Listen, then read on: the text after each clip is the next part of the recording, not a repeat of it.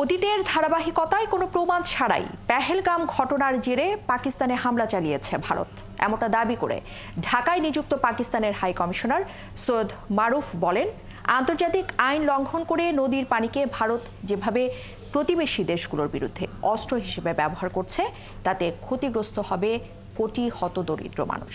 একাত্তরের সঙ্গে একান্ত আলাপকালে এসব কথা জানিয়েছেন তিনি।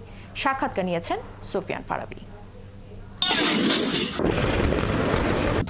ভারত শাসিত কাশ্মীরের পেহেলগামে হামলার দায় পাকিস্তানের ওপর চাপায় ভারত। এর জেরে হামলা চালায় পাকিস্তানে। দিল্লির ভাষ্যমতে ধ্বংস করা হয়েছে 8টি জঙ্গি আস্তানা। বিষয়টিকে পাকিস্তানের সার্বভৌমত্বের উপর আঘাত উল্লেখ করে এই হামলার জবাব দেওয়ার হুঁশিয়ারি দিয়েছে পাকিস্তান।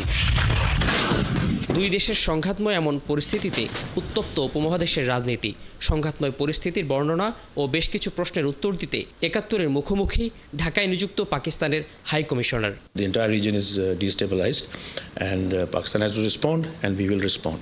ভারতের অভিযোগের ভিত্তিতে রাষ্ট্রদূতের কাছে প্রশ্ন ছিল, পাকিস্তান কি সন্ত্রাসীদের অভয়ারণ্য? এর সপক্ষে প্রমাণ দাবি করে তিনি বলেন, হামলার সঙ্গে পাকিস্তানের সংশ্লিষ্টতা দেখাতে পারলে দায় মেনে নিতে প্রস্তুত তার দেশ। Show the evidence to the world. Where is it? বিশ্বকে প্রমাণ দেখান, কি হয়েছিল, কে জড়িত, এর সপক্ষে কোনো সাক্ষী কি আছে?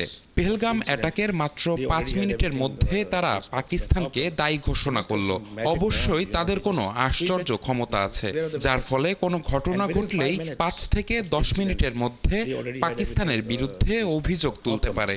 They must have some magic wand. Teesta নদীর পানিতে বাংলাদেশের ন্যায্য হিস্সা থেকে বঞ্চিত করার প্রসঙ্গ টেনে পাকিস্তানের দূত বলেন, এবার পাকিস্তানের সঙ্গেও একই আচরণ শুরু করেছে ভারত, যা এই অঞ্চলের নদীগুলোর জন্য অশনি সংকেত। Bangladesh has an issue with it, the water issue. বাংলাদেশের ভারতের সঙ্গে পানি নিয়ে সমস্যা আছে। এবার তারা পুরো অঞ্চলের পানিকে অস্ত্র হিসেবে ব্যবহার করতে চাচ্ছে। এটা আন্তর্জাতিক আইন পরিপন্থী। Tried to weaponize water.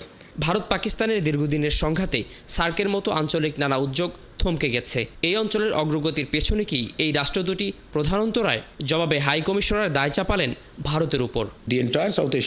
পুরো সাউথ এশিয়া সার্কের মাধ্যমে এগিয়ে যেতে চাই, শুধুমাত্র ভারত বাধা হয়ে দাঁড়াচ্ছে।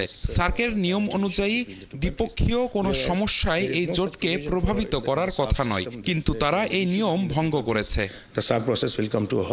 আঞ্চলিক অগ্রগতি ও স্থিতিশীলতায় বিশ্বাস করে পাকিস্তান, এমনটাই জানালেন দেশটির এই কূটনীতিক। সুফিয়ান ফারাবি, একাত্তর, ঢাকা।